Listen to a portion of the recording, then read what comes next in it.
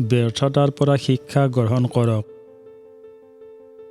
মোৰ এজন বন্ধু চেলছ এক্সিকিউটিভ। তেওঁ প্ৰতি মাহৰে আৰম্ভণিত তেওঁৰ অধীনস্থ চেলছমেনসকলৰ একোখনকৈ মিটিং আহ্বান কৰিছিল। তাত তেওঁ চেলছমেনসকলক বুজোৱাৰ চেষ্টা কৰিছিল যে তেওঁলোকৰ বহুতেইনো কিয় যোৱা মাহটোত কোনো ডাঙৰ অৰ্ডাৰ আনিব পৰা নাই। এই ক্ষেত্ৰতনো কেনেদৰে সাফল্য অৰ্জন কৰিব পাৰি সেই বিষয়েও তেওঁ তেওঁৰ চেলছমেনসকলক বুজোৱাৰ চেষ্টা কৰিছিল। এই ধৰণৰ কৌশল ফুটবলৰ প্ৰশিক্ষকেও তেওঁৰ খেলুৱৈসকলৰ ওপৰত প্ৰয়োগ কৰে।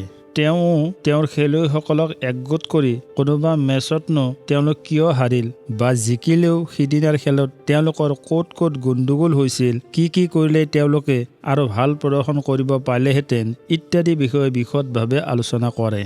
এনে কৰি তেওঁ তেওঁৰ দলৰ খেলুৱৈসকলক অধিক দক্ষ কৰিব বিচাৰে। নিজৰ দলৰ ভুল সংশোধন কৰি দলক শক্তিশালী কৰিব বিচাৰে।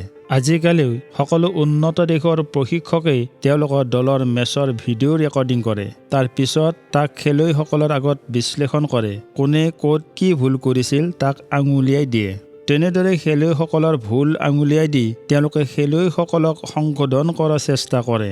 তেনে কৰাৰ উদ্দেশ্য তেওঁৰ দলে যাতে পৰৱৰ্তী মেচ অধিক দক্ষতাৰে খেলিব পাৰে।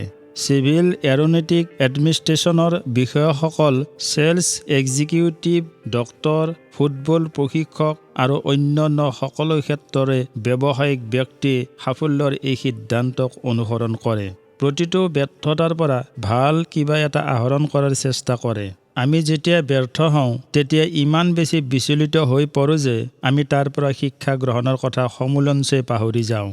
সকলো শিক্ষকে জানে এজন ছাত্ৰ-ছাত্ৰী পৰীক্ষাত ফেইল হোৱাৰ পিছত কেনে প্ৰতিক্ৰিয়া ব্যক্ত কৰিলে তাৰ ওপৰতে নিৰ্ভৰ কৰে তেওঁ পিছৰবাৰ কেনে ফলাফল দেখুৱাব। জীৱনত সাফল্য লভিবলৈ তলৰ নীতিবোৰ মানি চলিব। ১ নম্বৰ, আত্মমূল্যায়ন কৰক, নিজকে জনাৰ চেষ্টা কৰক।